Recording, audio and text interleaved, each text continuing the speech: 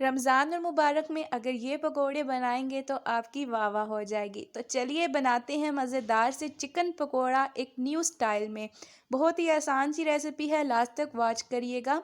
1 cup हमने boil chicken लिया है, जिसको हमने बॉयल करते हुए नमक, हल्दी और थोड़ा सा हमने धनिया पाउडर डालकर अच्छे से इसको बॉयल कर लिया था। बॉयल के बाद हमने इसके रेशे बना लिए थे। अब एक ग्रेट की हुई गाजर डालेंगे, 1 कप बंद गोभी बारीक कटी हुई, 3 हरी मिर्चें चॉप की हुई, एक छोटे साइज़ की प्याज बिल्कुल बारीक कटी हुई। अब 2 आलू शामिल करेंगे, जिनको मैंने चिप्स की तरह कट किया है।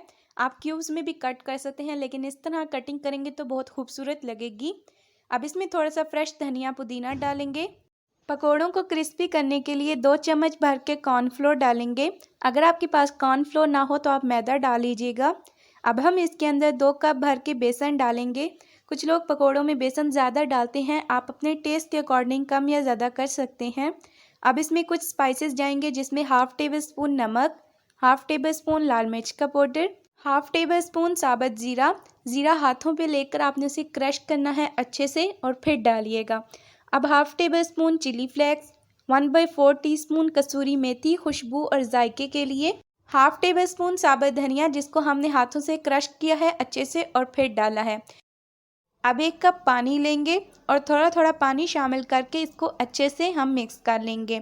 तो यहाँ पर मैं आपको बताऊंगी कि 2 कप बेसन के लिए आपको कितना पानी ज़रूरत होगा। इस रमज़ान अल मुबारक आप ये वाले पकोड़े ज़रूर ट्राई करिएगा, ये बहुत ही मज़ेदार बनते हैं। और चिकन पकोड़ा की रेसिपी मैंने आपसे शेयर की है, आप उसे भी ज़रूर वॉच करिएगा। अब हम इसको अच्छे से मिक्स करेंगे। देखें 1 कप पानी से मैंने 3 से 4 टेबल स्पून पानी बचाया है। 2 कप में हमने सारा पानी नहीं यूज़ किया। तो चलिए, ऑयल दूसरी साइड पे पैन में अच्छे से गर्म हो चुका है। अब हम 1 बाय 1 मिक्सचर डालते जाएंगे और पकोड़ों को फ्राई कर लेंगे।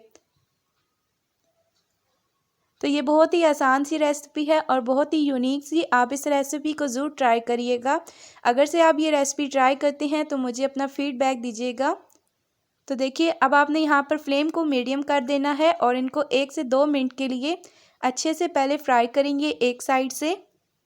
तो देखिए, यहाँ पर आपने आंच को बहुत तेज़ नहीं करना। अगर बहुत ही तेज़ आंच पे फ्राई करेंगे तो पकोड़े बाहर से जल जाएंगे और अंदर से कच्चे रह जाएंगे। तो इस तरह ना ही आपके पकोड़े क्रिस्पी तैयार होंगे। तो बस आपने आंच को मीडियम रखना है और ख़ूबसूरत सा गोल्डन ब्राउन कलर आने तक आपने इसको फ्राई करना है।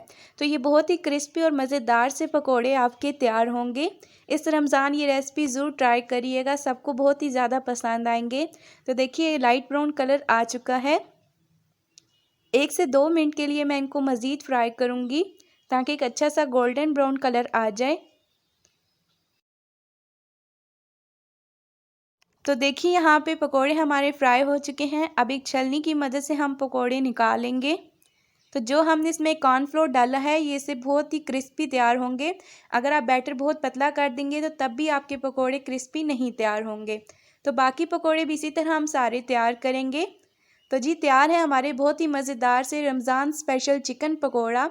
अगर से आपको ये रेसिपी अच्छी लगती है तो प्लीज़ मेरे चैनल को सब्सक्राइब करें, वीडियो को लाइक एंड शेयर करना ना भूलें। हमें अपनी दुआओं में याद रखें। अगली वीडियो तक अपनी होस्ट को दीजिए इजाज़त। अल्लाह हाफिज़।